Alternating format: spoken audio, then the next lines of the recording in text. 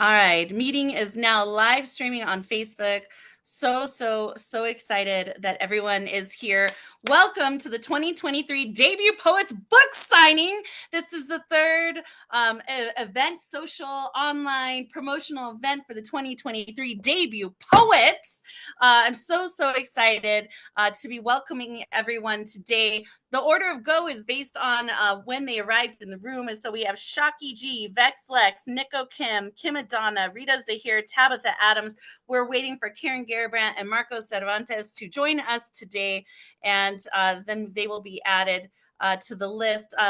A huge shout out and thanks to Terry Rose Jertson, Torin, and Nancy Helgeson for being here in the room as well today. Oh, good. Here comes Gifted. Gifted is just a lovely human being, and we just love Gifted as well. So welcome, Gifted Johnson in the house. All right. Couple of quick little things as we have some upcoming events happening at Red or Green Books and The Word is Right, and we'll get that out the way, and we'll start getting into our book signing and readings today. Today is 11/11. It is November 11th. This morning, AJ Houston and I were doing a collaborative Instagram show with Alchemist Poetry. We call him the Alchemist, Chris. He's wonderful. And today is a suicide awareness prevention outreach initiative that we're doing for 11 minutes. And every 11 minutes, someone chooses to end their life. And so I just wanted to give a quick recognition that this is 11/11. November 11th, and we are doing a suicide awareness initiative today. Please, if you're in crisis, please reach out and talk to somebody. Many of us in this room write about it, have experienced it, or have lost loved ones to it. So please know that you matter, and we care deeply about each and every one of you. Okay. All right. Poet Palooza is next Saturday, 5 p.m. Eastern. This is our annual Red or Green Books event. We invite our authors back, all of our active roster authors back to our anniversary show to read. And it's so exciting because year over year it builds all these new poets and all the new authors who come every year to Red or Green Books. We get to now have a reunion of sorts from some of the past poets and meet some of the new poets and authors who are publishing. So it's super exciting. The list is filling up for that. So if you are not doing anything Saturday, 5 p.m. Eastern, please come and check it out right here on Zoom. All right, book club. We have ongoing book club every month at Red or Green Books as well. So if you all have not signed up for your book to be in book club yet, you gotta get going on that. This month, we're featuring Shocky G and her book In Lieu of Flowers. Each month, we do a $5 coupon for the book, and all of the sales that month of that book go straight to the author. So it's really an incredible program. The third Sunday of every month, we do an author talk where it's just a one-on-one with the author, and then a full featured set from them with a little Q&A portion at the end. You can go to our Facebook page or our YouTube page, the Red or Green Books YouTube page, and see all of the book launches, book signings, and of course, all the book club author talks are there. The 2024 New Mexico Poetry Summit has been set. It is September 13th, 14th, and 15th. We have a bunch of people coming out. Vex likes, William Washington's coming out all the way from Harlem. I'm like, come on, you got to give Vex, give Vex, and you guys can team up and come down here. We have a bunch of New York poets flying in to come down here and be part of the summit. So you don't want to miss it. It is an incredible 3-day event. Tickets are on sale. They're only $30 for the main event right now. I know it seems like, wow, September is a long way away. I'm not going to think about it, but it will be here before you know it. You want to get your tickets and get your tickets soon, airline tickets, whatever you need to do just to get your butt here. I know Tab and Shocky were here. And Terry Rose is going to be going to the 2024 event. So let's go. Y'all should be down here and showcasing your work. It's a wonderful opportunity. All right, so let's keep rocking and rolling today. If you have not been, and I should pull my a little graphic because I forget we're online, where sometimes people are not going to know our website or know our logo. But it is Red or Green Books, Red, READ, redorgreenbooks.com is our website. We do have our End Gun Violence initiative as well, American Graveyard Calls to End Gun Violence. I did a little spiel last night at Kim Adana's live book signing here in Albuquerque.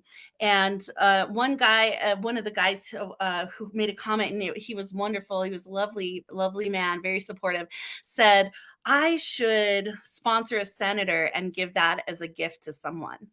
And so that to me was amazing. You can sponsor a U.S. state senator anonymously to receive a copy of American Graveyard Calls to End Gun Violence.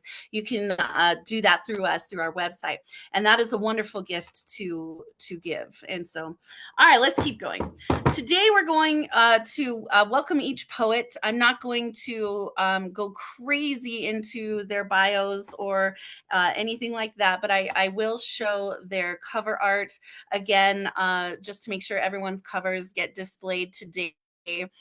Each poet will have 15 minutes. I'll keep track of that time. You don't have to use the full time. If you go over, that's fine, as long as it's not like 30 minutes, because we do have quite a bit of people to get to today. And if you ever need to know how much time you have left, just please ask me. I do ask that the room keep their keep their audios muted during this time. We do not want to interrupt the poets. And that would be super wonderful. So Shaki G is the first poet. Let me do a screen share so you can see Shaki's cover. So I'm working multiple devices today, so I do apologize if there's like a slight technical lag. Hang on, that's not her cover, but it's coming. La la. Hi, Gifted, good to see you. Hang on, I'm trying to find it. And I can only see, there it is, so much of my screen since I'm working off of double devices today.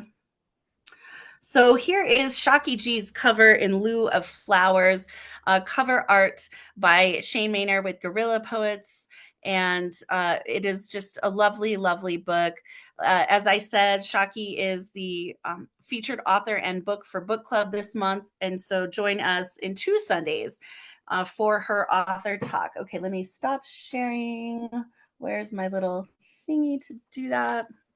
I wish I could see through all of these devices. Okay. And I will go ahead and welcome her up and spotlight her for everyone.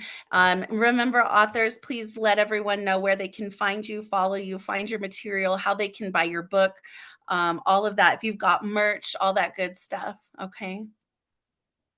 All right. You ready, Shaki? Yep.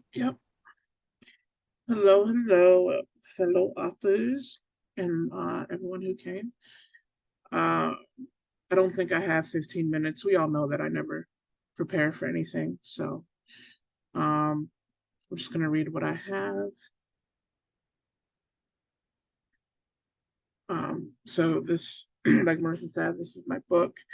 You can get it on my website, shakigpoetry.com. I will put it in the chat in a moment. And I'm going to start off with the poem Rebel Yell. They say it is vain to write about yourself, that poems should stand for something. Pick a side. These poems should have a stance instead of just stanzas.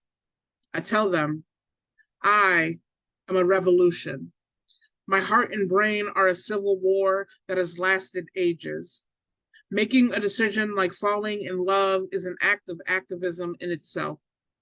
The last time my heart broke, my chest sounded like a rebel yell. Says we will rise again, but my brain says it was never about love, just a fear of being lonely. How the story changes based on who tells it. My notebook is a battlefield. These poems be open wounds. Watch how I bleed memories and stories. My pen be a tourniquet, keeping me alive, controlling the blood, hoping maybe it will help you with your wounds too. So call me vain, but call me alive as well, a fighting breath, a raised fist, and if nothing else, call me a poet.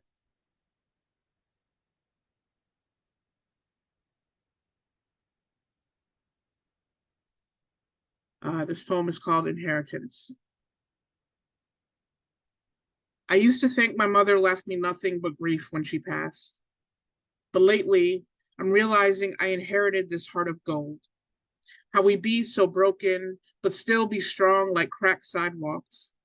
The way we were always stepped on and stepped over. When I was little, my mother would leave her heart on the edge of my bed, say she didn't know how to use it right. I couldn't understand why she wouldn't want to. She would put it on the curb with Monday's trash, till I saw how my stepfather placed it there, stomped on it, how it still begged for him to stay. Like home is where the heart is. I was raised in a broken home, a tornado of destruction. I learned love like aftermath, like condemned building. I've wondered how anyone else could ever want it, if not just a quick flip, a demolition, stood at the pawn shop of your lips, bargaining, give me anything at all for this heart, trying to make you see its value. I took it home, polished it, made it shiny, praying you would give me yours in return. But then I saw him hand you diamonds, and I cannot blame you. My mother's pain, it seems I inherited that too.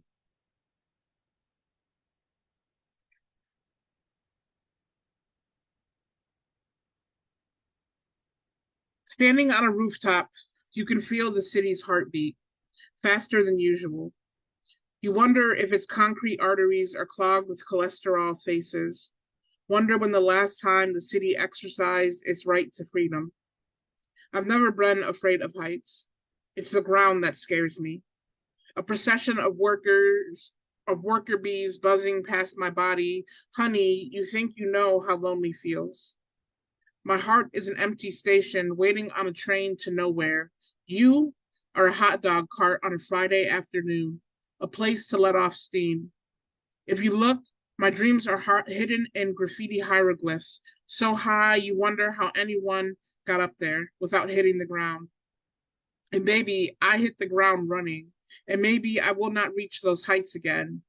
But this city, caffeine high, adrenaline junkie, has not slept in decades. What can it teach me of dreams? Keep walking, boy. We are lions here. I can tell you a thing or two about pride and all the things that happen when you open your heart and close your eyes.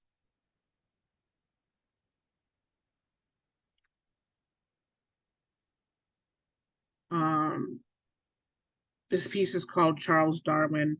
It won a contest about 2 years back. It is in the book as well. So I've been told that after years of struggle, we all learn to adapt. Call it survival of the fittest or evolution. Say at some point, nature might give humans the ability to molt, shed our skin when living in it feels like too much. When history carves its way into every wrinkle, leaves its baggage under wary eyes, my skin, melanated. They say black don't crack, but black also don't chameleon its way into the background, hasn't quite thickened itself into Kevlar, has become a canvas for scars, tattoos, and bullet wounds. This skin, a badge of honor, tapestry of purple hearts, a rehab facility for trauma. I imagine one day this skin will be more than just an uneasy conversation, an excuse, a cocoa butter laced apology. Know that I have learned to be comfortable in the skin, the way we pretend turtlenecks are comfortable around our necks. But maybe that too is adapting, some form of survival. Evolution is funny that way.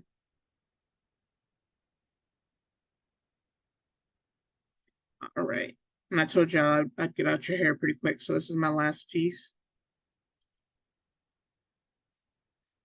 Imagine being this dipped in melanin with hair that defies gravity and public opinion, as black as can be, as black as me, and someone says, okay, but you're not black, black. Why?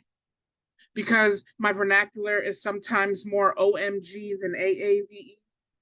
Listen to a playlist with more than hip hop and R&B. Ain't I black enough? Ain't I black enough when the lights flash behind me? When the sun acts as a day pass to some towns?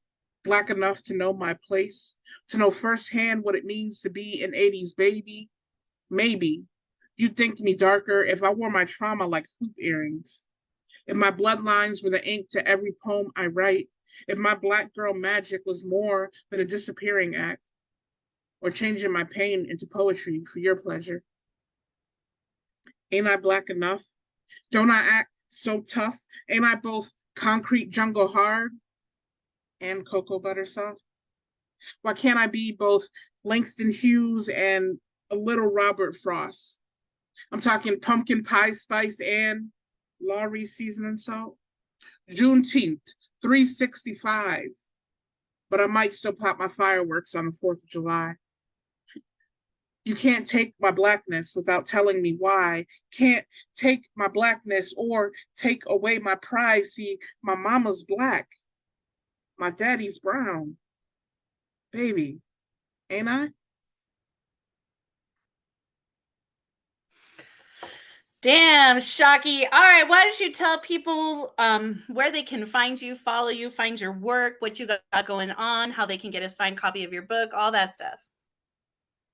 Yes, if you go to my website, shakigpoetry.com, you can order all the ones that you get will be signed. And you can also follow me on IG at shakig underscore the underscore poet as well. And you got merch? And you got, did you sell out all your collections for the holidays? You got holiday collection stuff happening? I do have holiday collections. I'm not opening that up on the web until December 1st. But there are a few holiday packages. They'll be limited. I think there's only going to be like 5 of each package. So definitely look out for that on my website come December 1st. Awesome. Awesome. Y'all unmute your mics. Give it up for our first reader today, the one and only Shocky G. Yeah, Shocky. That was amazing. So much bars. Some bars. Yes. Check Thank the you, chat. thank There's so you. much love in the chat for you going on. All right. Next up, we have Vex Lex. I'm so super stoked about this woman. Let me go ahead and do a share screen so that you can see Vex's cover. It was done by Ella Diem. Right? Ella did your cover, right, Vex? Yeah, I thought so. I was like, I didn't write it down because I pretty well remember these.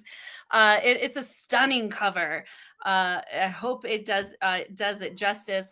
It is just absolutely beautiful. I did invite the cover artist to be here today, but of course, you know, it's a lot to always have to go to all of the events. So I'm just super stoked to be able to show Vexed Lex's cover to you all.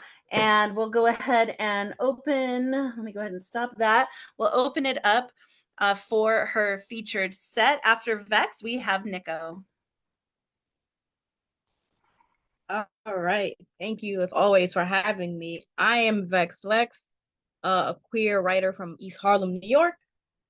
This is my book, Ask Me Again in 6 Months. If you would like a signed copy, head over to my website, officialvexlex.com. There's a form on the first page to fill out. And you could also DM me VexLex Poetry on Instagram. And I'm just going to go right into it. I have 5 pieces I want to do today. Let's see. So a lot of my pieces, so basically the book kind of deals with the chaos happening around the world, but also me trying to make sense of the chaos happening inside me. So a lot of the poems kind of reflect a lot of, I call it internal warfare going on, while trying to adjust to my surroundings and things happening around me in different aspects, whether it's my mental health, love, things happening that, you know, people should be socially aware of and things like that. So this first piece is from my ramblings chapter, because I feel like I tend to ramble a lot, you know, in my pieces. It's called Sorrowful Writer. Racing thoughts manifest into halfway coherent lines, demanding to be written at odd hours of the night. Sleep is sacrificed for the greater good, when there are pages waiting to be filled. Carefully crafted words signify life within the tortured soul, the unbalanced mind, the sorrowful writer. A bleak existence being lived might not be in vain after all. I must give credit where credit is due, because it is in the moments of absolute uncertainty, numbing sadness, painstaking self-loathing, where poetry is born. So that was Sorrowful Writer. I kind of wrote that. Basically, I feel like a lot of my best poetry comes when at random hours where there could be I'm about to go to bed, or if I'm in a really shitty mood, you just you gotta find a pen or find your notes app on your phone and just start writing. My next piece is called Hellish. It's also in my ramblings chapter. This is slowly becoming one of my favorite poems. Hellish. I have been my own devil, throwing myself onto the fire to see how much I burn, to relish in it, learning to adjust to welcoming the added heat, tricking myself into believing I deserve to be wrapped in comforting arms instead of flames. Hell seems like home to me, and my demons are just those nosy neighbors who keep showing up unannounced, overstaying their welcome and leaving my home in disarray. Or maybe it was already that way. I have no one to blame but myself when I keep leaving the door unlocked. A troubled soul treading through life on troubled souls. I told my therapist that I must enjoy torturing myself, and she questioned if that was really true. Well, hell is only supposed to be a pit stop, but that's difficult when your brain has already drawn up floor plans for a longer stay.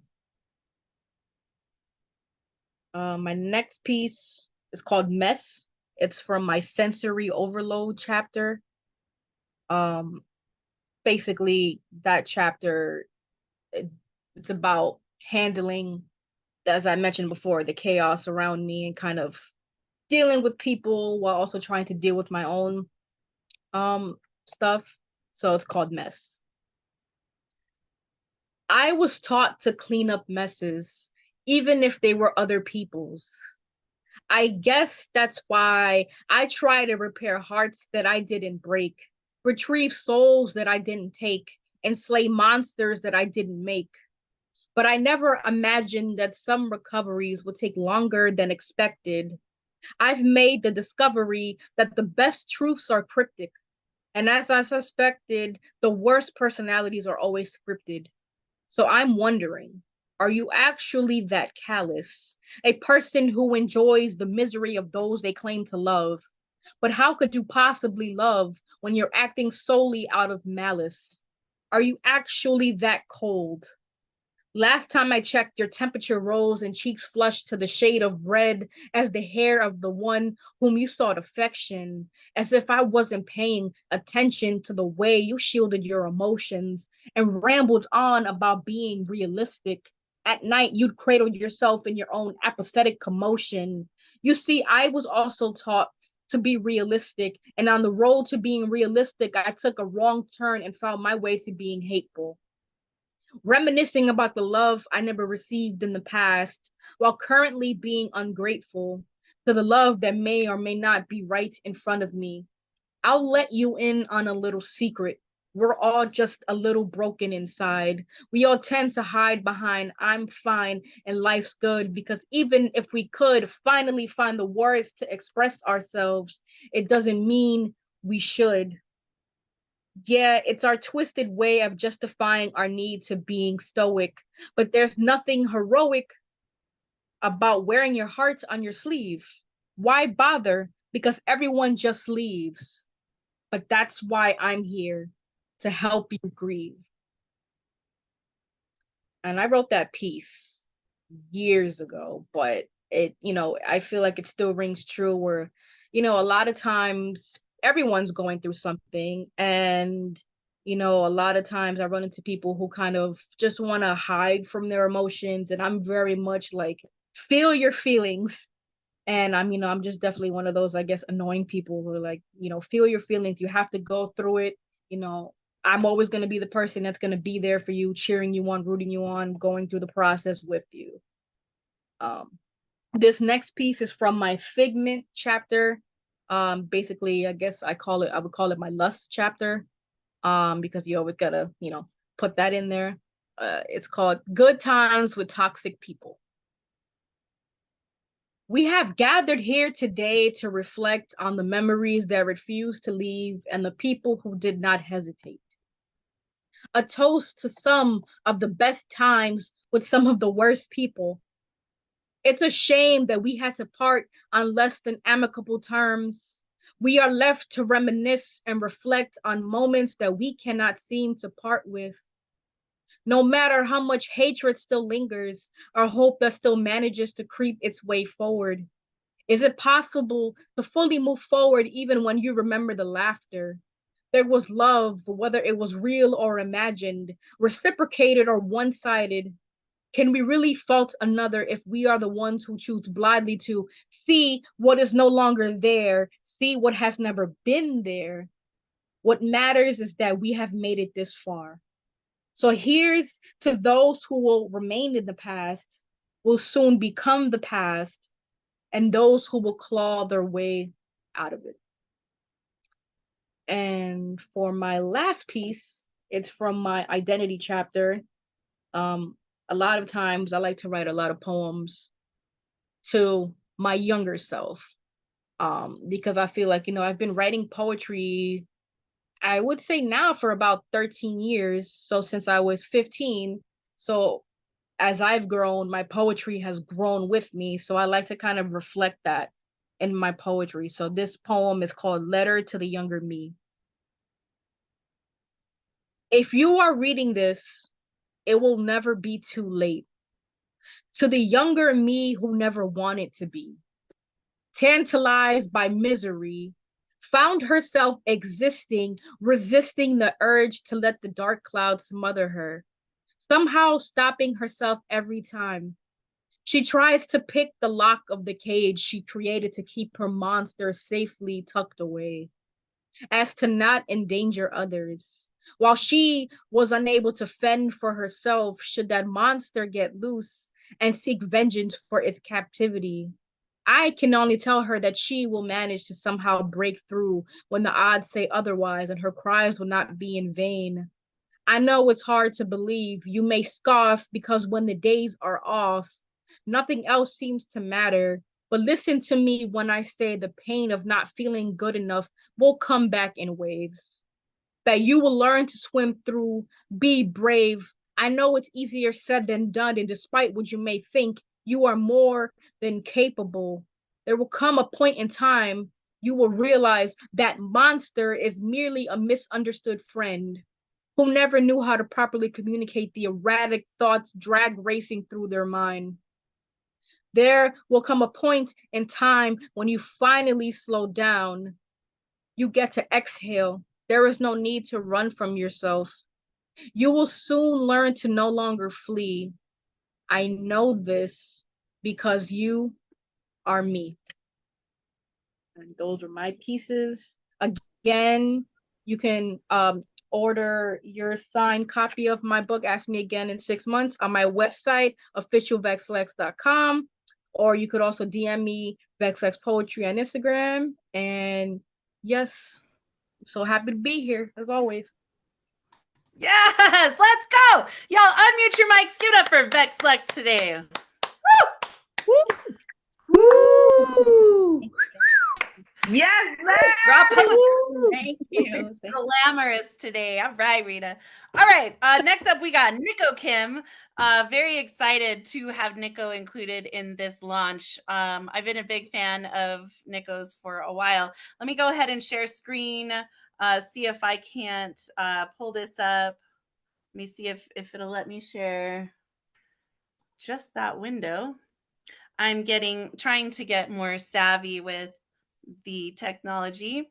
All right, so there is Nico Kim's. I don't know why it's not showing the. Oh, yeah, there it goes. Okay, there's the cover for their book. It's awesome, awesome. By a cover art by Shay Maynor, again from Gorilla Poets. She's one of our staple artists in house here, and you can find them at gorillapoets.com. Also anywhere on social media. Let me go ahead and turn off the screen sharing and welcome up our next reader, the one and only Nico Kim. Welcome, welcome. What's up, y'all? All right, so the book is called Bare Knuckle Boxing. I know it's hard like boxing, but like boxing. So that it kind of gives you an idea. Like, it's a great title. And shout out to Paul Latour, Paul Conqueso.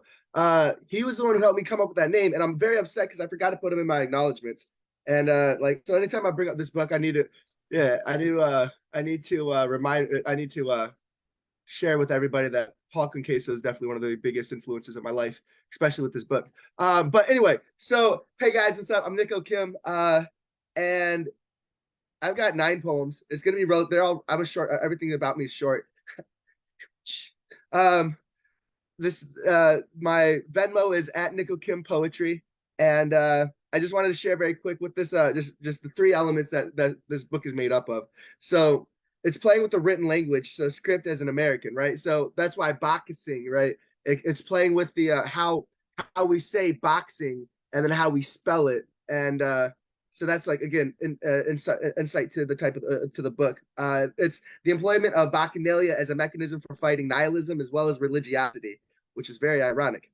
And then last, it kind of illustrates being a bachelor in American society in the early 2020, early 2000s, right? 2010, 2020. So with that, I got 9 poems, and like I said, they're all short. Like, my first poem starts with, it's a 6-line poem. It's called Quesadillas.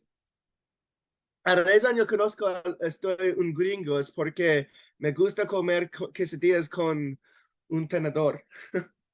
The reason I know I'm Korean is because I flip the tortillas on the stove with chopsticks. 내가 미국인 임을 아는 이유는 quesadillas 좋아하기 때문이다. So what that says is, the reason I know I'm a white boy is because I like to eat quesadillas with a fork. The reason I know I'm Korean is because I flip the tortillas on the stove with a chopstick. And the reason I know I'm American is because I like eating quesadillas. This next poem is called FYP, Sue. It almost starts with pizza and a smiley face, bro. Food getting in my feels, but for real though.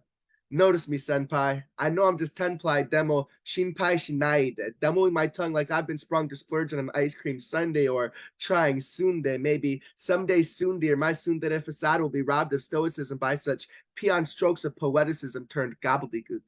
And maybe then I'll know more Korean too. Nehanabuji choguk. Chincharo. Mianheo. So I'll just go over. So notice me, senpai. Senpai is like teacher. That's a weeby. Notice me, senpai. Weeby about American society. Anyway, demo shinpai shinaide, but I'm just fine. I'm fine. Trying sundae. Sundae is blood sausage, Korean blood sausage. My sundere facade. Sundere means like, I mean, it's kind of stoic. It's kind of stoic, but like in a different way. And then maybe then I'll know more Korean too. My grandfather's homeland, Chincharo. Seriously, mianheo. I'm sorry, because my Korean is terrible, as you can tell by the first poem I read.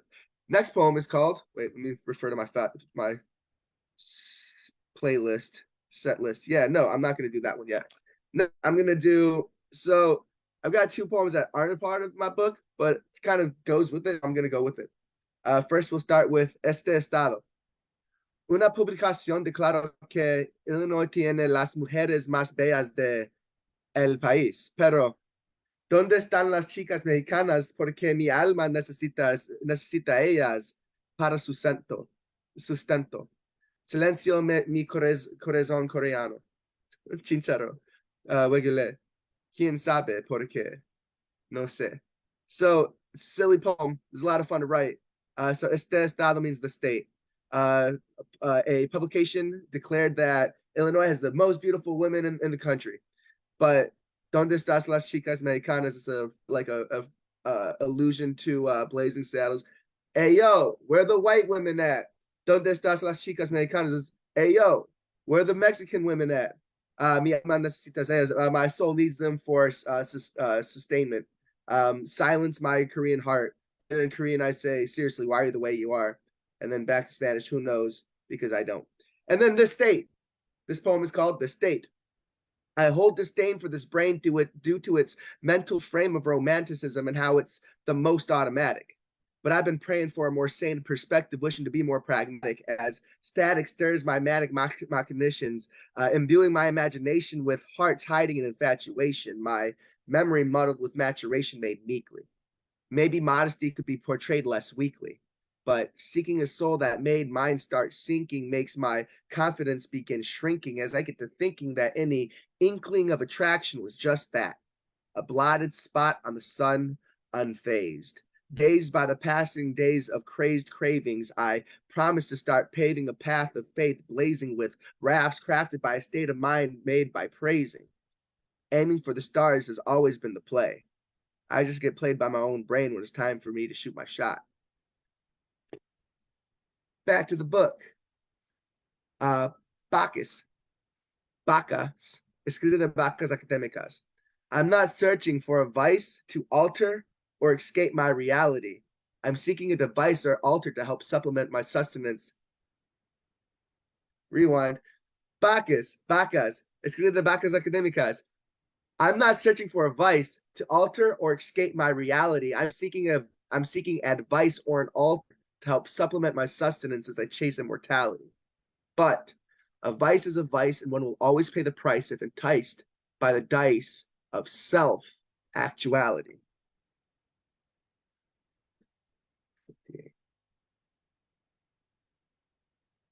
This next poem is called Je m'adouce sans toi, pavine toi. Never two without three. Laffer, JKs, lost in the days, hazy has been, lazy, wannabe, my lawn, a weed away from being in the jungle. I'm a whim away from singing in it. A whim away. A yawn as the singing songbirds wake up my neighbors. I'll wager my morning meetings with the sun are not the same as Jake next door. Wake and bakes next snore. I implore myself to do more. Snooze more, lose more minutes in a day, another whim away from doing just the right thing. Instead, I might sing The Future Freaks Me Out because I am on fire. And it should have been time for me to bust my move, like at 2. But I lose my groove as I click snooze. A few more minutes of dreaming of the Louvre and Paris backdrops as I could hit my head on the Eiffel Tower. I can bang my head into a wall, figuring out what step to take next. All journeys start and end with the step. I just get lost sometimes staring at my untrimmed toenails. This next poem is called Gallus de Mexicamú. Gallus de Mexicus is the name of the Latin name for a chicken.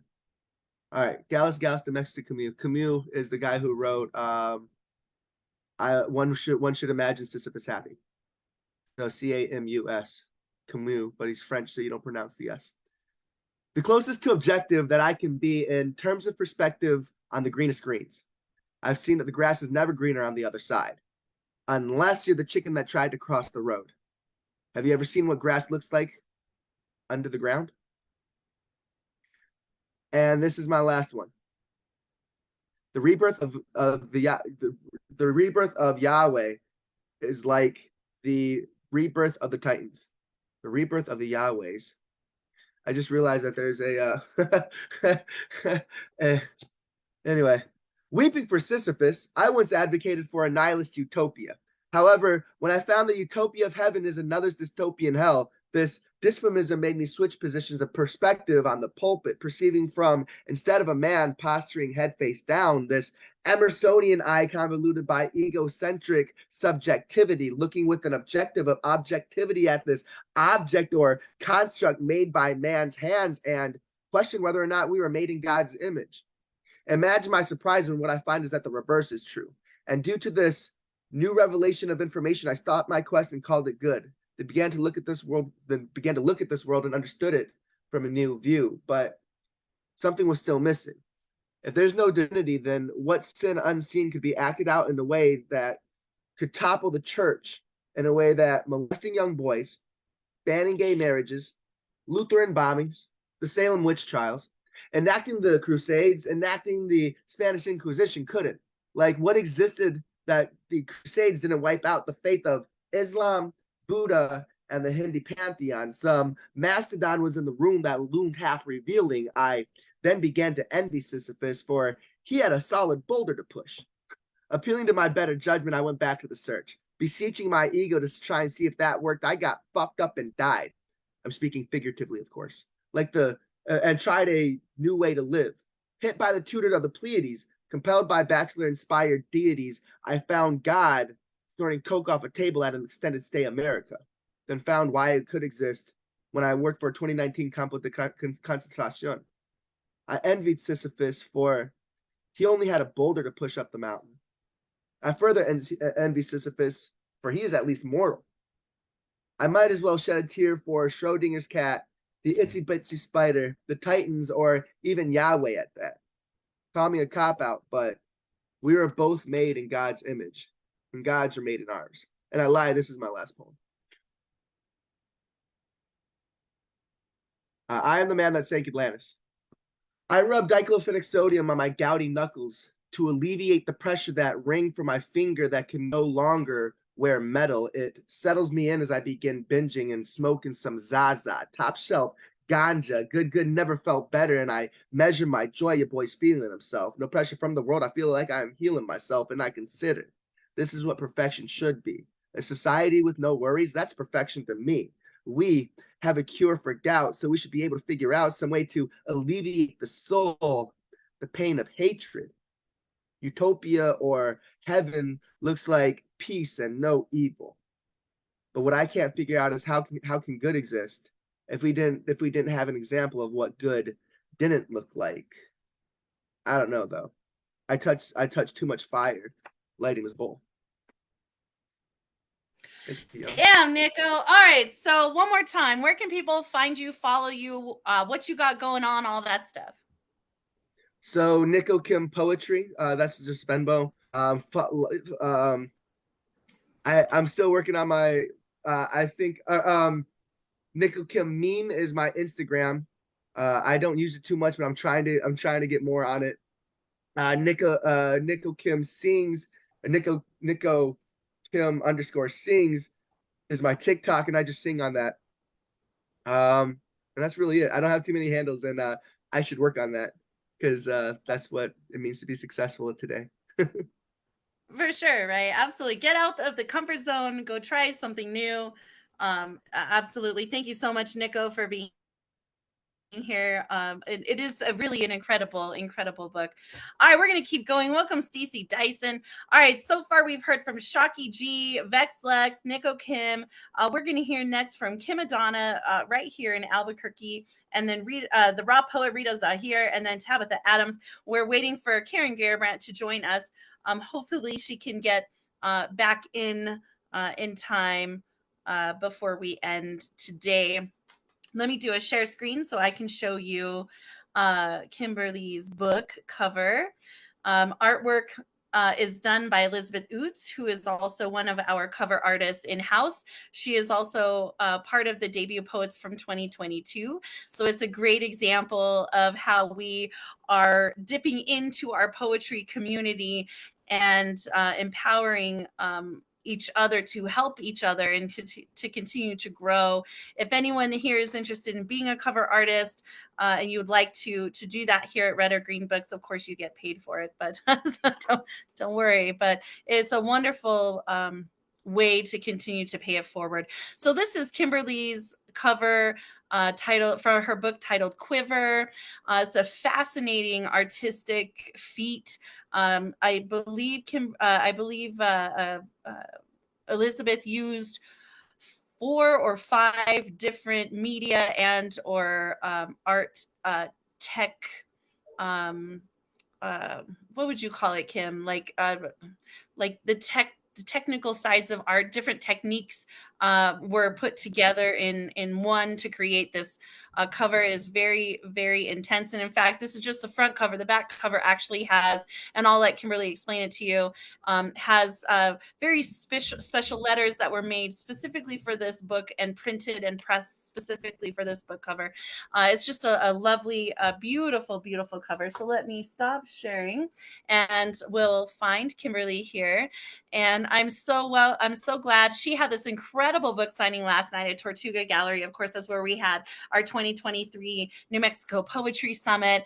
And they had this beautiful like fabric tactile art exhibit. So it really came full circle then to see Kim's book launch at Tortuga this year.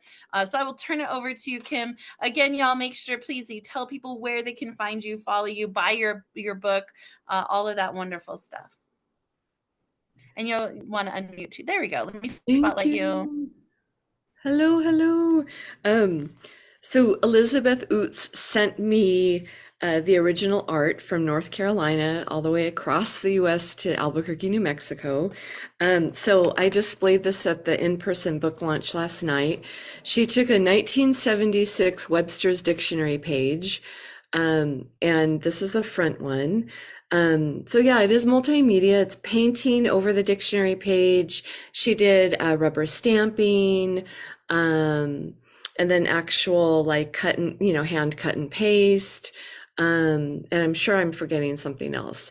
But yeah, it was definitely multimedia. And then the back of the cover, she took these little antique price tags, and of course, instead of monetary shit, we have actual words, which is, I chose 4 words that are the most glaring, like emotional processing themes in Quiver.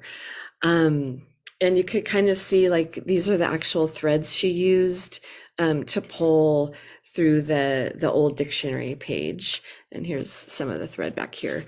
Elizabeth said that using the old books as like a palette or as a canvas for her works a lot better because a lot of the older pages are sturdier.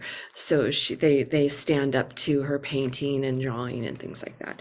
So that was the original artwork. I have a stack of quivers here for anyone who is interested. And today I wanted to read 4, I think 4, or is it 3? Might be only 3, relatively brief poems. Quiver contains not only some more concise poetry, but also highly emotional and very personal narratives. Some may call them prose poems, and that's fine. I don't know what they are, but they're stories of my life. So I grew up basically being a mother to my mother, who was an alcoholic. And I also grew up under the giant slapping palms of a very abusive father. So I've learned how to make my way in the world, a lot of therapy, a lot of support, and just learning how to talk my inner kid down from the ledge, basically perpetually, almost every day. Like, it'll be all right. I gotcha. But 52-year-old Kim fucking gotcha. You're going to be okay. But it's a lifelong endeavor, as a lot of us know. So the first poem I want to read is called, I'll just read it. Marissa, this is for you. I think this is one of the first times you heard me read. So, I can hold my stomach like a bag of dough, standing up straight, hands placed above thinning pubes, fat resting in palms and fingers heavily, perhaps gratefully. In a mirror, I float arms, bend elbows into perfect right angles, relax muscles, see upper arm flappers. I twist body, look at back accordion folds draped on either side of spine. Cheese, curd, thighs. I don't smile, yet I don't cringe. After 50 years, an inventory of body. May a woman's self-love simply entail noticing without scorning? I watch and I avow this living moment in fleshy vessel, say thank you, turn away from mirror, dress textured, edible, dynamic, instrumental body, go out into the world. I just spit on myself. I was so excited. The second one is called Turtle, and it starts with a quote from Henry David Thoreau. I don't have time to be in a hurry. We move through life, lightning bolt quick, huff a rush of spoken words, fingers fly across phone screens, energy expended as though it will expire soon, and it must be used before it sours. But I can't keep up with this. I'm a walker in a runner's world. I'm a turtle amongst cheetahs. I'm a warm cup of tea waiting beneath an upside-down bottle of cold honey. So you go on ahead if you're in a hurry. Burn rubber to that red light. I will stay behind, sauntering through the yellow. Hey, thank you for listening. One last poem. It's called Blue Pearl, and it's about the day that I ordered my mom's grave marker. I was looking through the catalog, and they had different, and my brothers gave this task to me because I'm a girl. You know, I have to order my mom's grave marker. They couldn't do it. I was 20 years younger than them. So here I was in my 20s, given the task of ordering my mom's fucking funeral marker, her grave marker, her gravestone.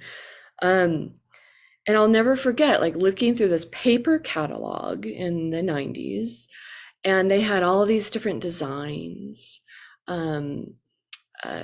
Swirly this and curly Q that, and there was one called Blue Pearl, and it was just this really lovely marbleized bluish color, and of course by now it's been bleached by the sun and and all that, but that's the title of the poem. I chose to read it today because exactly a week from today, on November 18th, is the anniversary of my mom's death. It's been 25 years since she passed. Sometimes I'm like, holy shit, really? 25, damn. Blue Pearl, I nearly called you the other day. Instead, I ordered your grave marker. Scarves arrived in the mail on the same day you went in for that last hospital stay. You had pinned small pieces of paper to each one, detailing its fabric content and where you bought it. As if I cared, as if I wore scarves.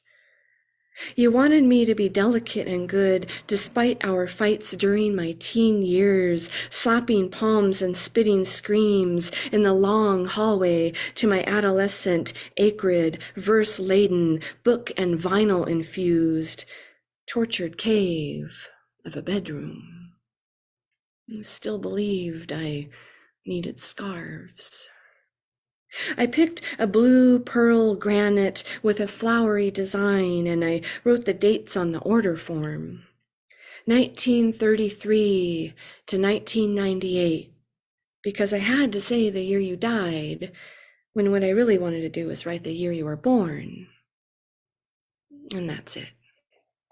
So thank you everyone so much for listening. Oh my gosh. Yeah. Whew, why don't you tell folks again where they can find you, follow you, what you got next, all that good stuff. Sure. Am I allowed to share screen? Sure. Let me make it multiple people. So there you Okay. So let's see here. I think boop boop boop boop boop boopy doopy. Okay.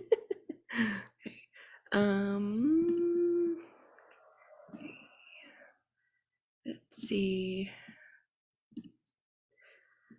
How do I buy a copy of Quiver? Spoken Words Return to the Page by Kim Madonna, you may ask. Venmo is at imagine_a_bird.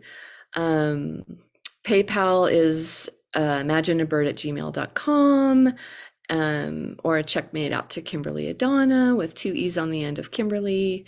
And I just said thank you so much for supporting independent authors and women-owned publishing houses. And I will say imagine_a_bird is also her Instagram handle if you were wanting to find her on social media. And if you do decide to Venmo her or PayPal her money, please do accompany a note with that just so she knows what that is for. But get in touch with Kim. If you, anyone who's watching this is also welcome to reach out to us at Red or Green Books if you are, you have a question for any of the authors or would like to know more. But their bios are on the website, redorgreenbooks.com, Red, READ. So you can find all their handles and everything also on the website. Very, very exciting. All right. Don't forget, next weekend is our anniversary show for Red or Green Books. We've invited back all of our active authors to come back and read. So be here. It starts at 5 p.m. Eastern, different Zoom link, but all the info is on the website as well as on our Facebook and Instagram pages. All right, let's go. Next up, my other Tesoro sister in the house, Rita Zahir, the raw poet. She's looking fabulous, super fly today.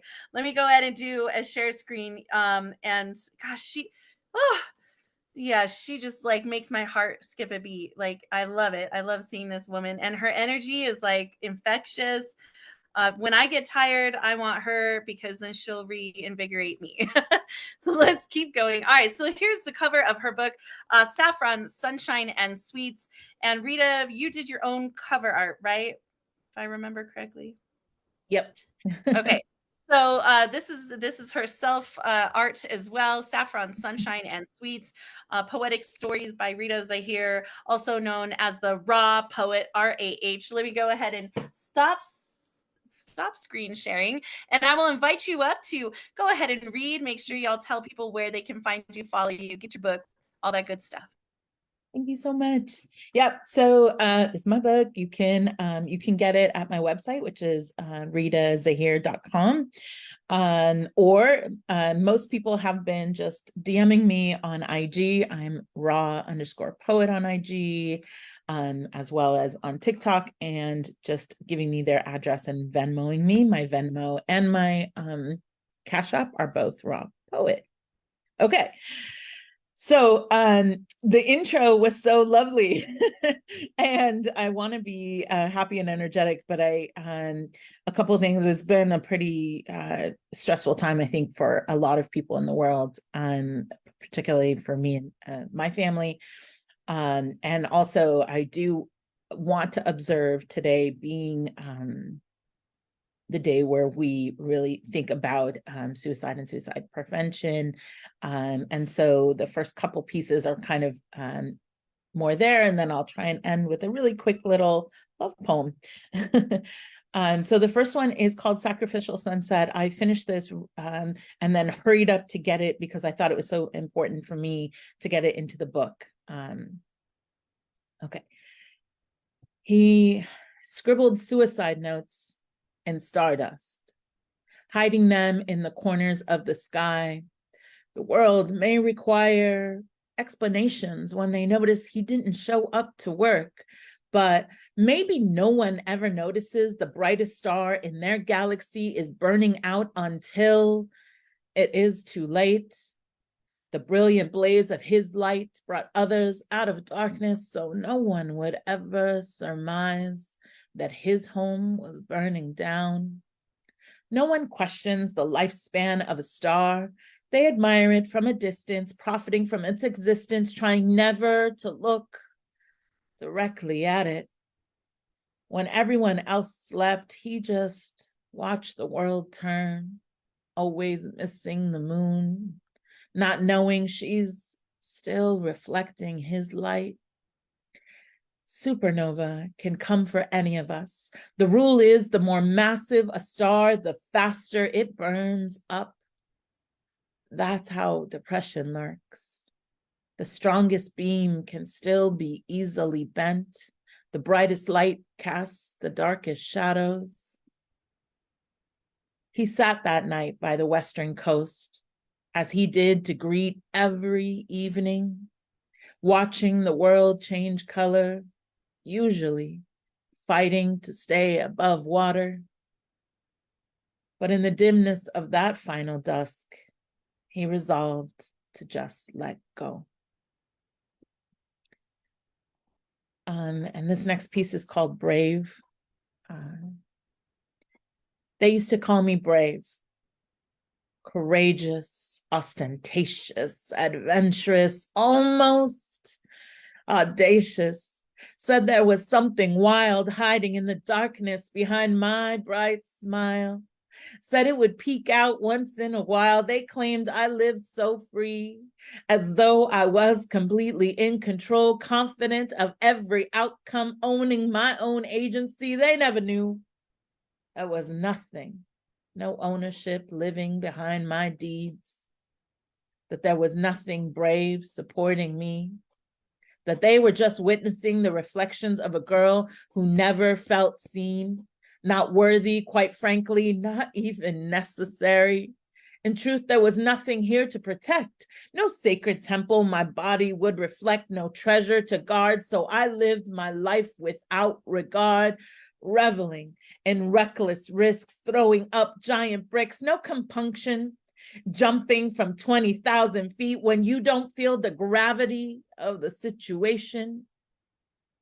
Dauntless and defiant in my daring downward disintegration.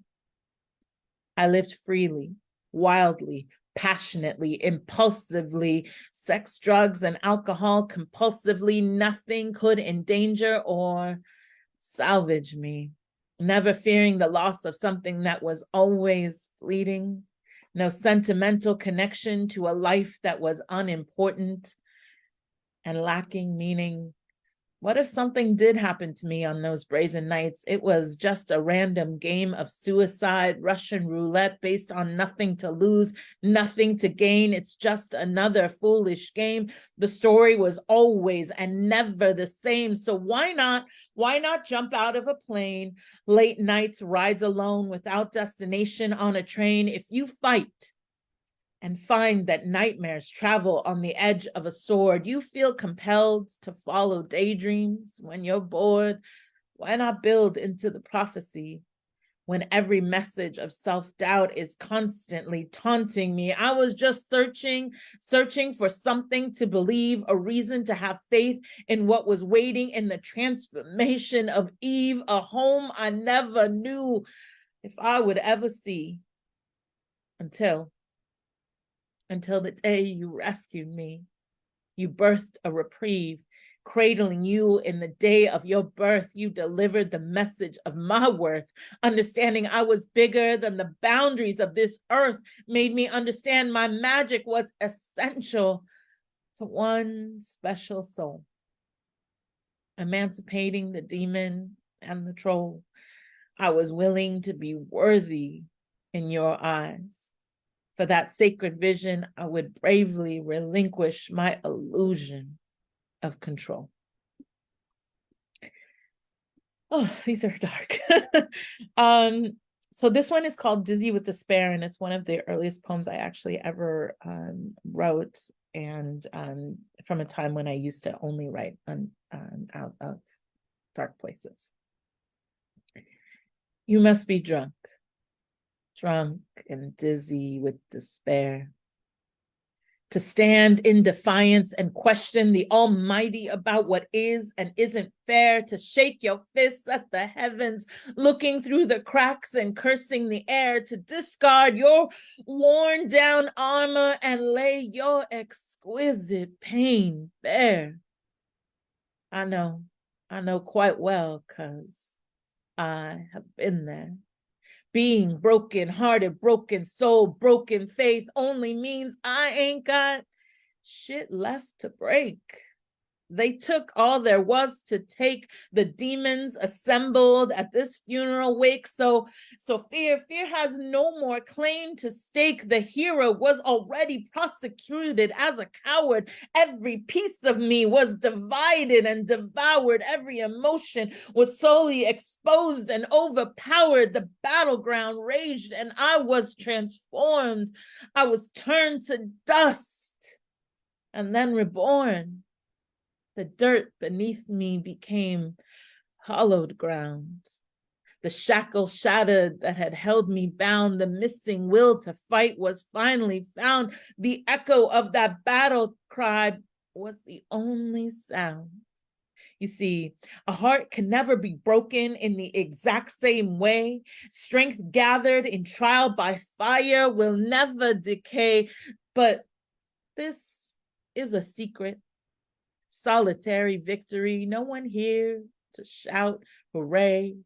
There will be no celebration, no ticker tape parade. I'm living alone in this new skin.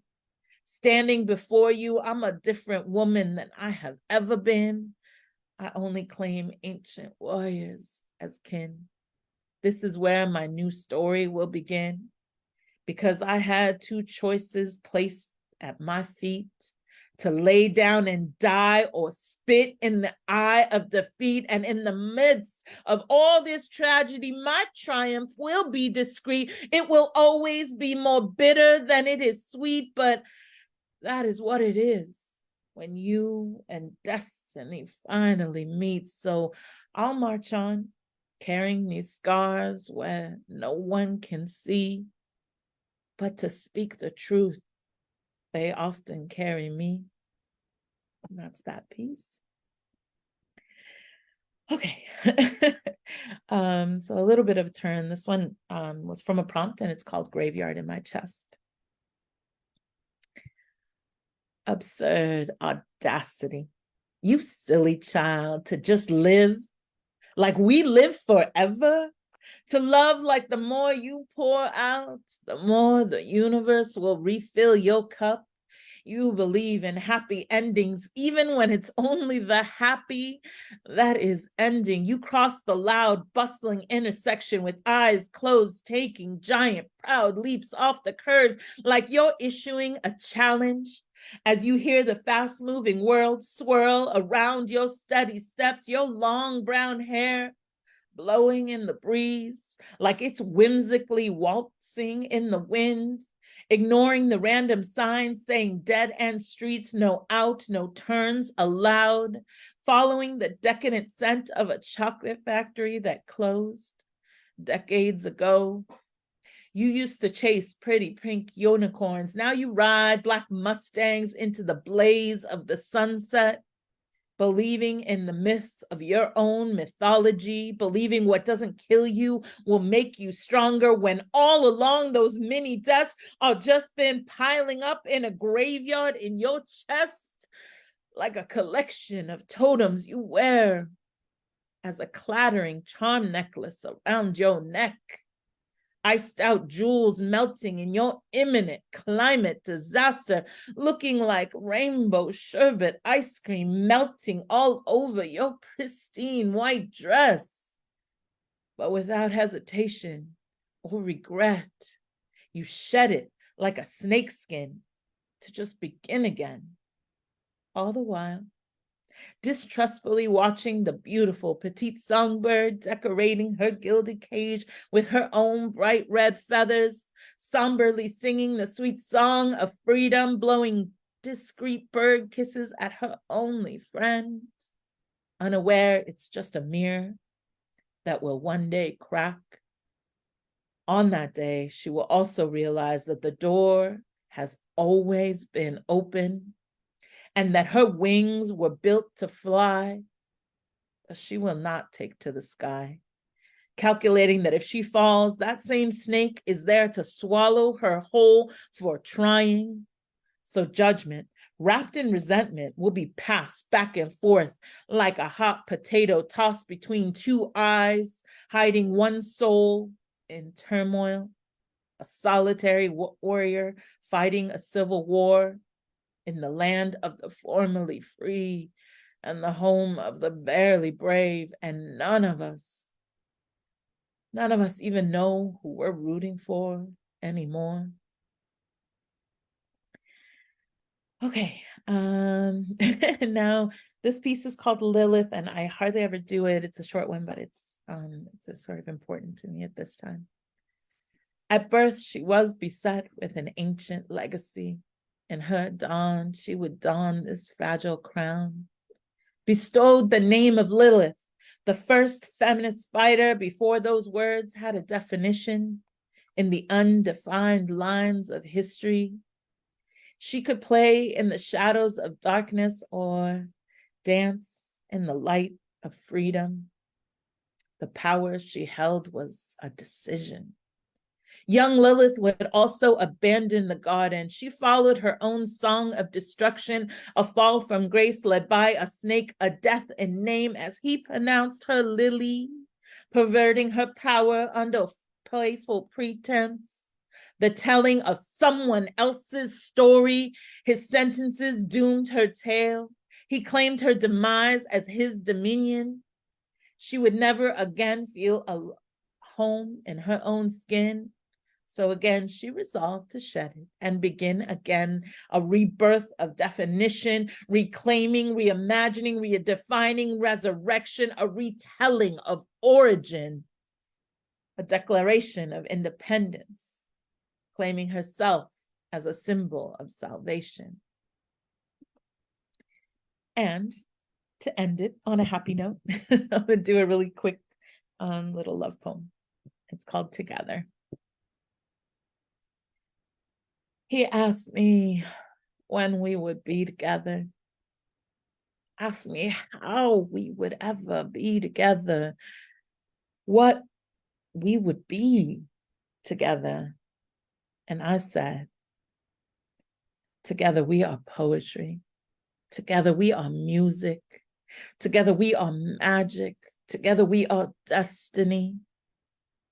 I read your words over and over until they flow into an incantation, a chant of forever, an etching of eternity to make the world wonder what existed before our love. And will there ever be a need for another love poem? And that's that piece. Ooh, let's go, the raw poet. All right, one more time. Where can people find you, follow you, get your book, all that good stuff? I'm raw_poet on every social platform.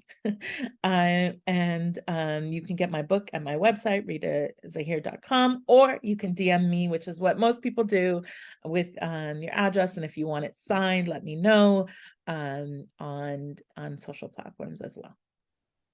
All right, y'all, unmute your mics. Please give it up for the one and only Rita Zahir, the raw poet. Yeah. Yes, Ra. Love your poetry. Yeah.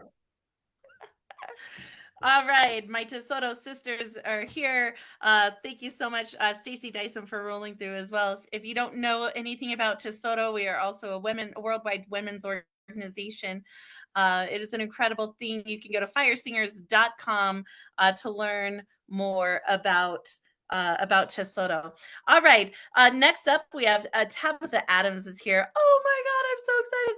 I got to meet Tab, of course, in person in New York City when we were there for the New York City Poetry Festival. And then she came here to New Mexico for the New Mexico Poetry Summit in September. So it was just so lovely to have her. I hope she comes back. I really can't wait to like spend more time with this woman.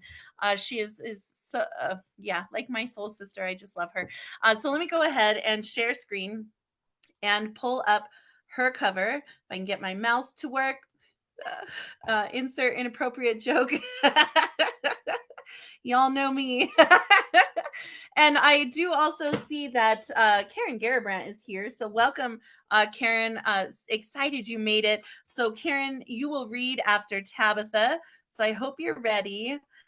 And we can get that going. Here we go. Okay, share screen.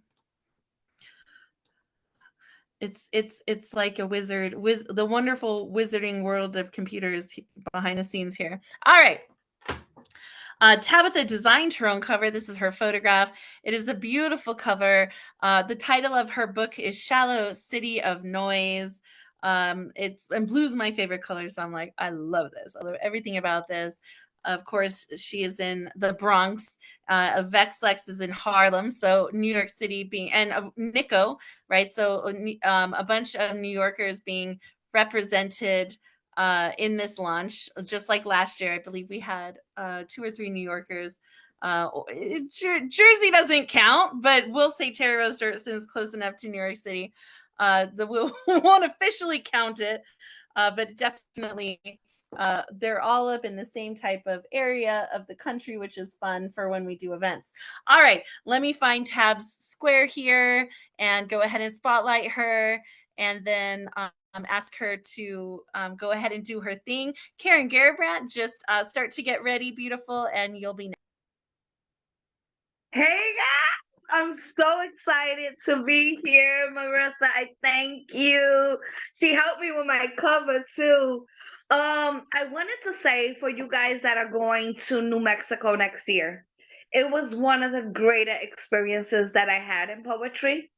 To be among such great talent, to be unified, to hang out, to get to know each other. It was just a beautiful experience, and I highly recommend it to anybody that's going next year. It was amazing. So if I didn't plug myself, I'm Taps Poetry on IG. I do workshops every other Sunday. You can hit me up. They're on Zoom. Also, you can hit me up for a signed copy. You could also find it on Red or Green Books, which was a pleasure to publish with. I'm gonna do a few poems. My set today is gonna be travel thoughts resulted in grounded fear. Um, we often, I'm gonna say we, so I can include other people in this trauma, right? We have big things coming, and this fear often delays us.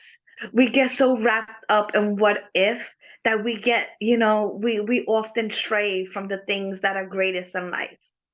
And if you haven't published yet, publishing is one of those things. It's just a blessing. All right, so this first poem is going to be called Statistic. If any of you guys are in the New York City neighborhood, you know that we often have slumlords, which collect money but don't want to do no repairs. So this one is dedicated to my slumlord. I haven't shaved in days. The stoppage in my tub has me parting 20 minutes early just to get my super dirty looks. I have sent them 1,000 calls. There's no money coming in. And the security of my state has left me with no tools. Standing on long lines in search of a better self has been the payment I receive for staying in this place I've been burned for too long. Working in the payment in someone else's dreams. In this battle, I have found that it's only within me that I will rise. Developing talents I've been gifted, battling lack with the sword of my pen. The next piece is titled Death on the Front Porch.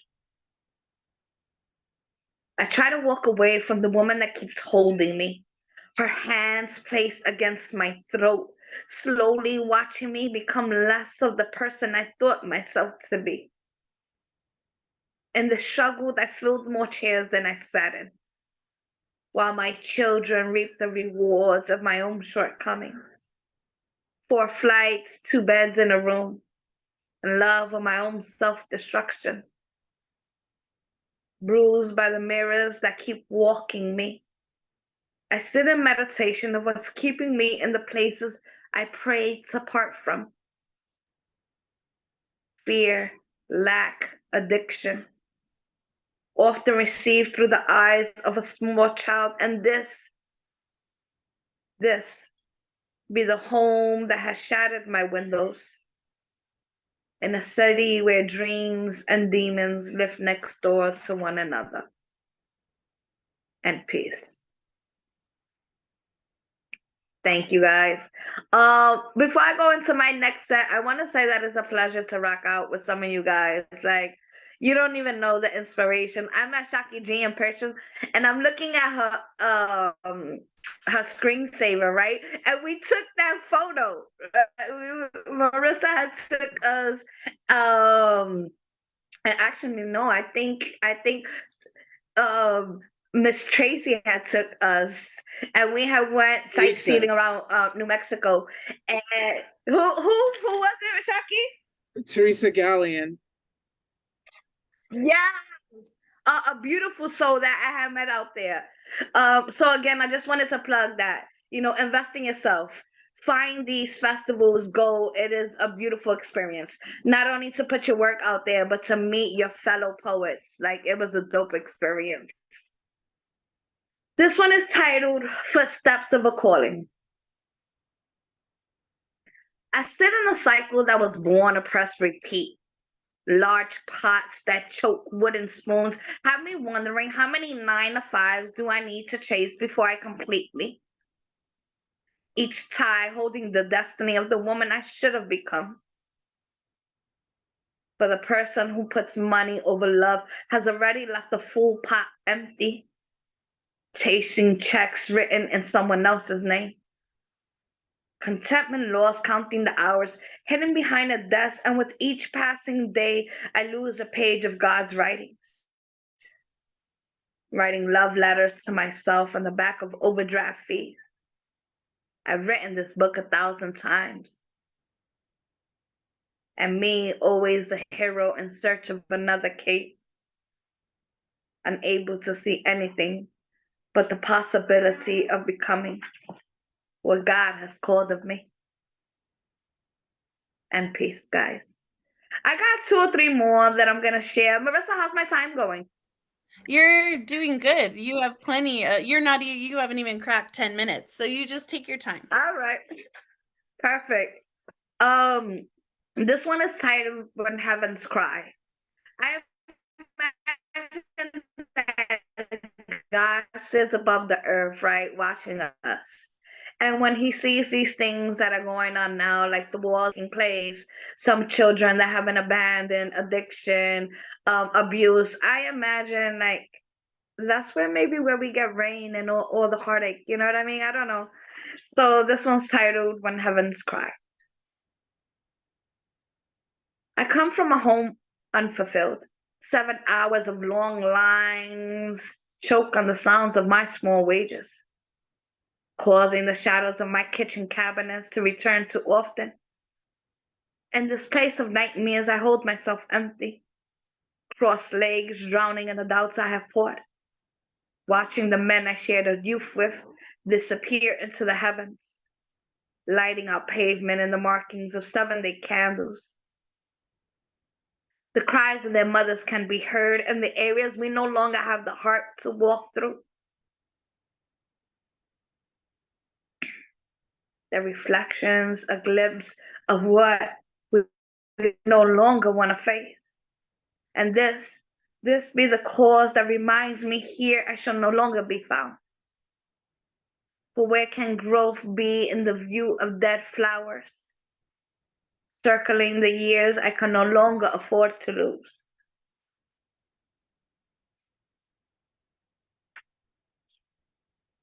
Dear fear, the sky has risen and my eyes have not touched the blank space in between the day.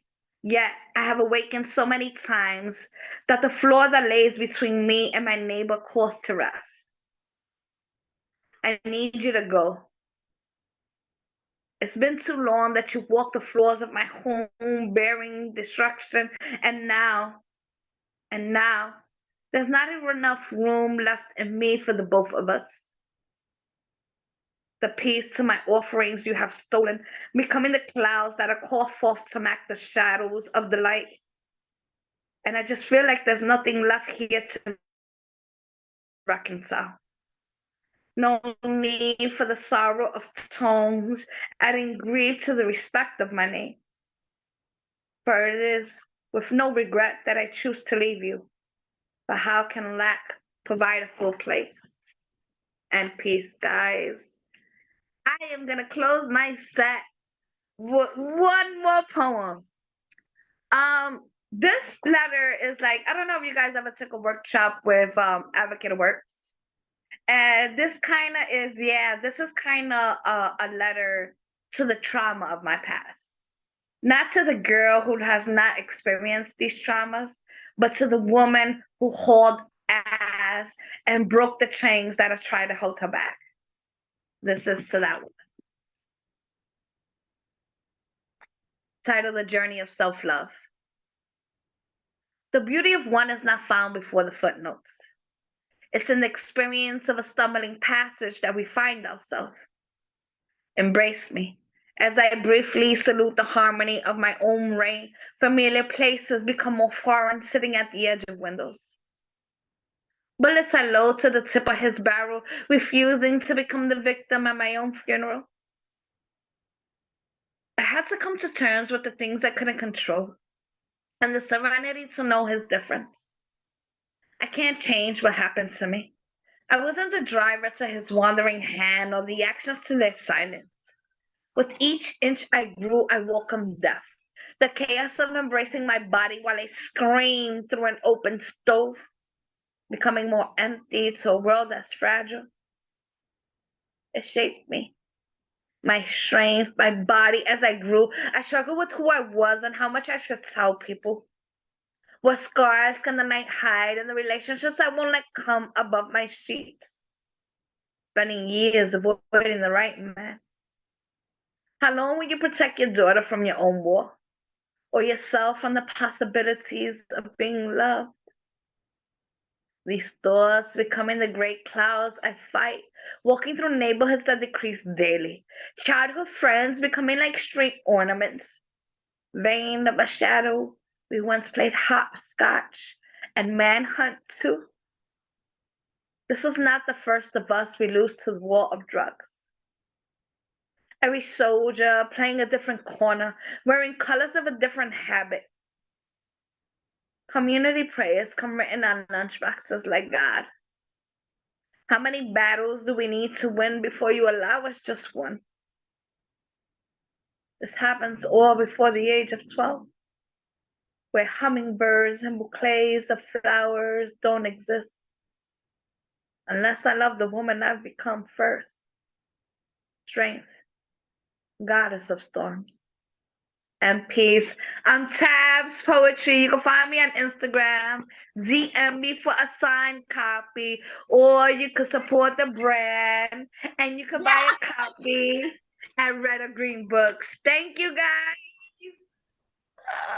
Let's go. Y'all unmute your mics. Give it up for Tabitha Adams, please. Woo. Yes, Yeah. love the word. Oh man. Yeah, and if you're wondering how did I get to be included in this group of really incredible human beings, it was because there was divine intervention for sure. It is no accident that we are all together in this group. I'm a firm believer that the right people find you at the right time. Sometimes it's the wrong time in your mind, but it's the right time in your life or your heart. So I believe we're all just meant to be here. at this time. Not to mention the fact that all of you said yes. You have to give yourselves credit for saying yes, I'm going to publish my book. Yes, the time is now. Yes, I matter. Yes, my story matters, and I deserve this. So you all had to have said yes. Don't forget that you are as much to applaud yourselves as anyone for saying yes to the opportunity to be part of this group. And I am so beyond grateful to be on this journey with all of you. All right, next up we have the Karen Garamra, all the way from Atlanta, Georgia. Let me do a screen share so you can see Karen's very interesting, intriguing cover, which is indicative of her book. Very much like Nico's book, her cover denotes a lot of the wonderful things that you're going to find inside of her book. The cover art is by Sue McMillan. Sue is not an in-house cover artist, but if you're interested, I'm sure Karen could let you know where to find her and all that wonderful stuff. But Karen's book is titled Driving into Midnight. It is a wonderful ride. Highly encourage you to grab this book. Well, you should just grab all the books. But definitely, if you're not sure what to get that one person for the holidays, but you got to be ready. Like, this is this is poetry. This is a lot of personal things that we share in our work. And Karen is no doubt someone who will get incredibly naked and vulnerable with you through her writing. And you just have to kind of strap in and be along for the ride. So, Karen, if you would like, I'm going to spotlight you. Go ahead and tell people where they can find you, follow you, what you got going on, how can they buy the book from you, all of that good stuff. You got like 15. If you want a little bit more time, that's fine. If you want a little less time, that's fine too. I'll let you know how much time if you need to know. And then we finish up by kind of let everyone know again where they can find you and follow you. I'm going to go ahead and spotlight you real quick and take it away. Yes, awesome. So as it turns out, I'm just out of doing a writing workshop. So I'm in my car, which I feel is very appropriate for my title. This rainy day here in the A. You can find me by my last name, and my Cash App for the book is my name with the little cash symbol in front of it. I also take PayPal. You can find me on Facebook. You can also find me on Instagram. And you can find Sue McMillan if you type her name, Apple Batiks. She's an Etsy artist. She's a homesteader, and she does collage art. This book is possible because of the community of artists I weave in through and am among, which includes y'all. Hi, Teresa Rose. I see you, Terry Rose there. Love you all. And because Marissa said say yes, I'm going to do my say yes poem. Say yes. Say yes to detective shows in languages other than English. Joy is reading and watching crimes with deliverable solutions all at once. Say yes to dark chocolate Nutella, frosted cake with ice cream, and Cool Whip as dessert, but also an opening wedge with coffee in the morning, thereby becoming a whole food group.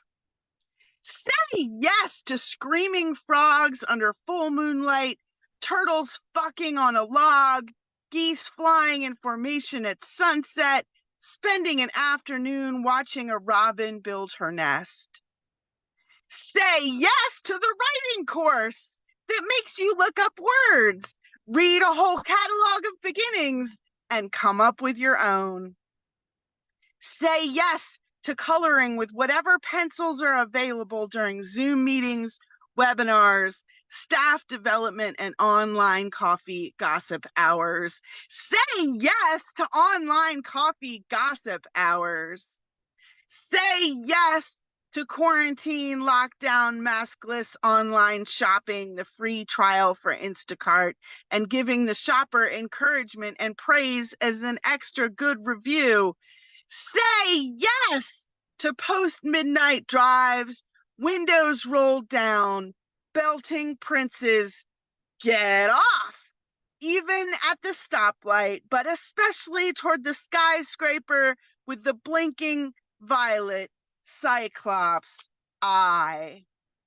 Say yes, y'all. Say yes. Saying yes is so good, and it feels good to do it. Say yes to green and blue books. Green and chrome. The green weed scent drifts up to the porch after a shiny chrome red and black cutlass, tea roof open gleaming, thumps down my block. Beautiful. Sailing, wafting, it interrupts the buzzing carpenter bees, the great perfume of wisteria, every blade of grass. Each neighbor takes turns cutting. The red and black plush interior of restored glory reminds me of front yard crushed velvet.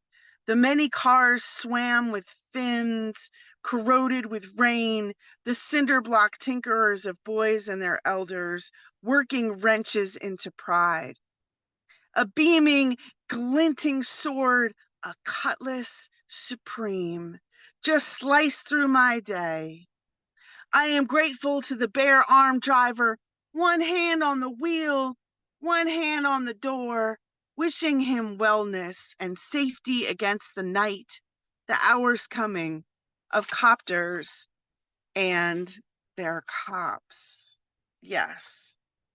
So in the city of Atlanta, a lot of these poems start out in the plague year, but still relevant. Beast. You call us wretched and cur and bitch and killer, jaws and deadly and frightening. Yet you can't kill a thing with your own mouth. Even the smallest birds peck and pull, scratch the ground with talons, yet you call yourself evolved.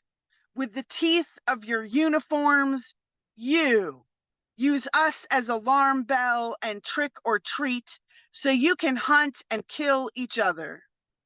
You who cannot even sink your teeth into a creature and shake its neck, instead you use your weaponry, your guns and automatic rifles, your tools and batons, your kicking legs and boots to try to distance yourself from your very own heart. And you do. You weak beings, not even believing the dash cams you see with your own eyes. You who make up lies about each other and dare to call us beasts. You displace us with your greed and call us bear, call us killer whale, call us coyote and wolf, call us gator and shark and scary and beware, as if we don't keep our balances even, while you exceed yours. You weak mammals, especially the species calling itself American. I call it as I see it, and I saw a lot of cop violence in my city, and it's still happening. All right, now some healing. What my tattoos healing taught me. Autumn's oranges squash over trees, and all I want to eat are bags of apples, Honey Crisps, always only 2 left in the grocery bin, and Ambrosia's even harder to find. I think about all the meaning there. I am always in love in fall, or maybe that is with. My blessings are leaf piles, named ginkgo, named maple but substituted with eyes. The owners of those eyes, how they still see sky and earth from hells and back. Make me love them. strange and frantic like swallows, hummingbirds, turkey vultures. We are freaks from our own forests.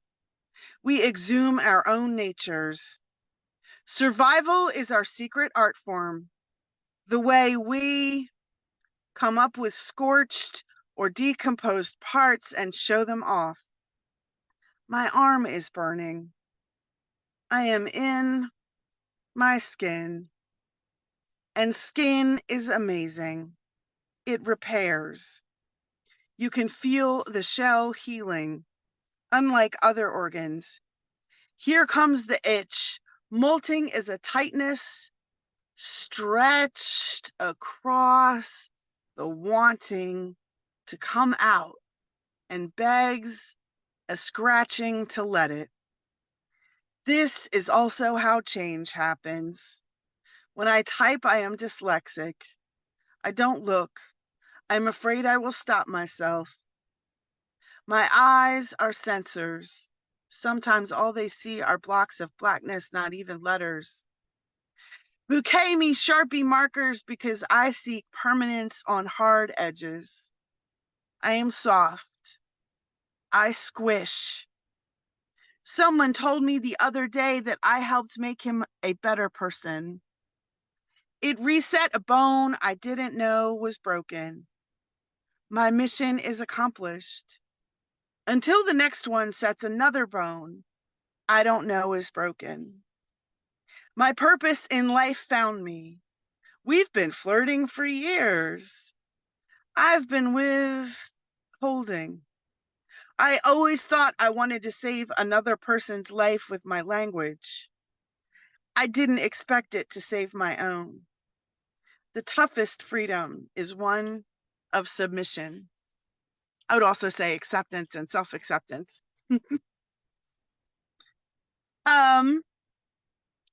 I also want to read this one for Marissa because I believe it's going to be a title of a next book. It was almost the title of this one. There are women who hold skulls, who reverse Medusa by Caravaggio and instead carry the heads of those who harmed them. Even if those heads are invisible to naked eyes, already ghosts, already irrelevant residue. There are vigilante women who hold skulls, fingers through empty eye sockets, bowling balls of retribution. And then there are those everyday women who hold skulls with their very own necks, taunting those who think themselves kings by wearing necklaces and pendants to ward off beheadings. I am one of those everyday, maybe sometimes women, thankful for the skull I hold, the way the teeth in it hold back the forked tongue word, the insane bonfire of lies tucked in the corners of my brain, grateful for the skull that holds me just this shy of hysteria, furiously alive. Yes, there's that right there. And then I think I will close out with a new belief system that I have formed during the last couple of years, which is that we don't exist in a void. And even though sometimes the words to find, especially for those of us who are caregivers and used to taking care of everybody else, it's really hard to ask for help. And because we live in systems that are not made for us, receiving the help that we need is often short or doesn't come. So I believe in community resources, in helping each other out. I believe in group therapies and poetry as group therapies and social workers and seeking out the people we know who are healers in maybe some unconventional ways. And so this is Ask for Help, Part 1. The machines and the people in lab coats and paper gowns will make you feel small.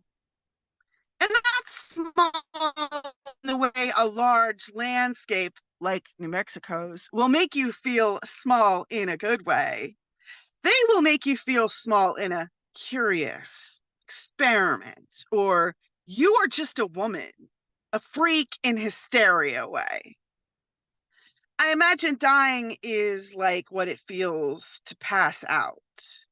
The lightheadedness, the stars of the lids of your eyes but open, the heaviness of your limbs until you can lie down, and the whooshing of your own heart making what people say around you fade into a pre-nausea, a body deciding to shut down in an array of messages that breath and vagus nerve can only mildly regulate.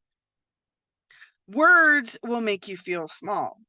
Words over phone lines you have to dial and press in an endless stream of numbers into, like dead social security numbers and the numbers of the deceased associated with their accounts, papers with raised seals, fax and copy machines of endless over and over again pieces of proof.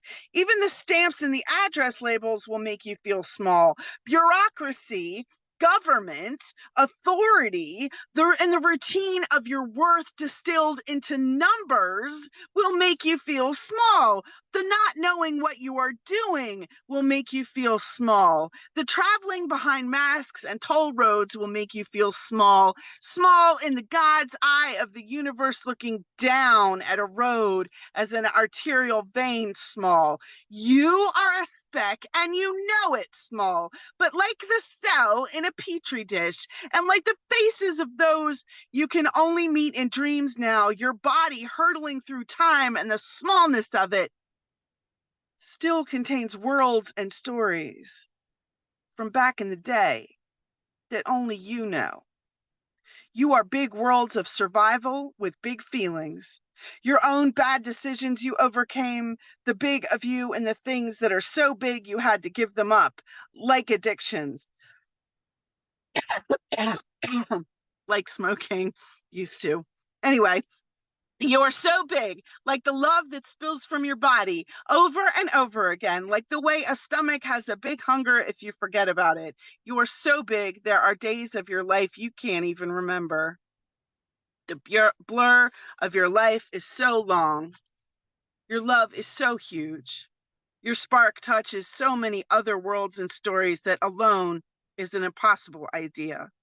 The external world of smallness, the external world brings you smallness.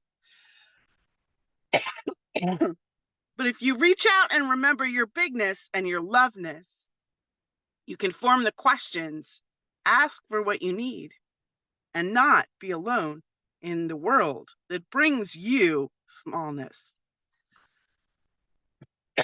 Thank you all. Mwah. Let's go. All right, Karen G. Go ahead real quick, since we're live and we're recording this. Go ahead and remind people where they can find you, follow you, get your book, all that great stuff.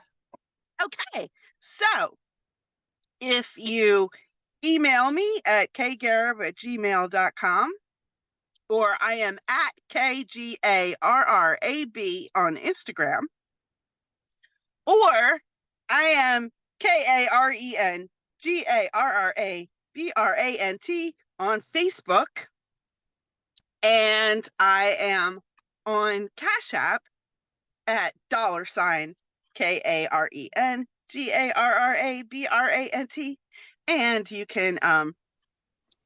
can see my book. You can see my book on the website, RBG Red Green Books. Yes. Awesome. I just dyslexed the letters. That's so funny. Thank you so much, Karen Garabrand. Welcome for those who are joining us. Carrie Mary. I did it again. I can't help the spoilers in silly. It fucks me up. Kelly Mary McAllister is here. Welcome. Glad to have you here as well. So we're live streaming on Facebook. We're going to upload to our YouTube channel. If you've not had a chance to like, share, subscribe, follow, please do that. The last thing I'm going to do before we leave today is debut the cover art for Marcos Cervantes. We have not, at least I don't think it's been publicly shown yet, except it is on the website, but as far as these breakout events for the poets. So let me go ahead and share the screen and show you the beautiful cover art. Shane Maynard did the cover art for his book. It is forthcoming still, and it is titled Love and All Its Appendages, Poems by Marcos Cervantes. And it's just a whimsical, beautiful, monochromatic cover. It's lovely. So I just want to give him a shout out. He got called into work today, so he was unable to be here to read and promote his work. But I wanted to still give his book an opportunity to have everyone see the cover that Shane made for him. All right, just a quick reminder, next Saturday is our Poet Palooza, is our anniversary show here for Red or Green Books. If you have not signed up for that yet and you're an author here at RGB, please do so. It's a wonderful opportunity. It's like a reunion show. It's the chance for the new poets to mingle with the some of the original poets and vice versa. Give us updates, tell us what you got going on. It's a wonderful launch pad for promoting you and what you're going to be up to in 2024. If you've not signed up for book club and you'd like to have your book featured during book club, also let me know. The emails have gone out, so all you have to do is click in the spreadsheet and sign up for that. I think we're booked well into the 2024. Also, don't forget to grab your tickets for the New Mexico Poetry Summit. It will be here September 13th, 14th, and 15th of 2024. You think September is a long way away, but guess what? Between now and then, we could grow a human being, and anyone who's ever grown a human being in their body knows that time goes fast. Really, really fast. So don't think that September is a long way away. It's right around the corner. And yeah, so thank you so much, Shaki G, Vexlex, Nico Kim, Kim Adana, Rita Zahir, Tabitha Adams, and Karen Garibrandt for coming today to the book signing. If you would like to get all 10 of the books together in one collection, you can do that on the website redorgreenbooks.com, red READ, and you can grab all of the books in one purchase, and that allows us, those proceeds allow us to pump funds into other programs, like we did American Graveyard this year, Calls to End Gun Violence. It helps us support people in our community and events. So please do what you can. Sponsor a senator if you are looking for something to give away. This sponsor a senator on behalf of a loved one. If you're not sure what to get them, go to our website, click the shop, go to sponsor a senator, and we will anonymously send a U.S. state senator of your choice a copy of American Graveyard, Calls to End Gun Violence. And that is a wonderful, timeless gift that it really is so crucial and important to do. Karen, I'm so glad you're able to come through and you're able to make it. If you'd like to read more about our authors, read the reviews on their books, everything is up on the website, redorgreenbooks.com. You can click the 2023 debut poets, read up on them. You can also click the 2023 reviews and read the reviews for these authors. Grab their book. Otherwise, I will suggest, I'll invite everyone to unmute their mics, give a huge round of applause for everyone who is here today. That button did not do what I wanted it to do. And ask all to unmute. That's what I was looking for. All right, y'all. Mics, if you would, please, and cheer on our 2023 poets. Yeah.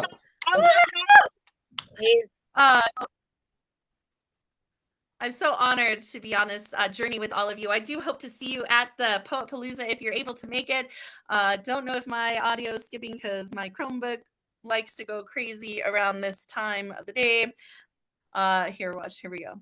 All right, so I can't wait to see all of you at Poet Palooza next Saturday. If you're able to make it, it's a free show for those who are coming to watch. If you want to sign up, the spreadsheet has gone out, so please sign up if you can for that. and be able to continue to plug your brand, plug your book, plug everything that you have coming up. Otherwise, I hope to see so many of you in September here in Albuquerque, New Mexico for the New Mexico Poetry Summit. Thank you all so much for being here. Peace and blessings. Please find this video YouTube or Facebook. Feel free to share it. I love all of you. Thank you so much for being here. We'll see y'all Love later. y'all. Bye.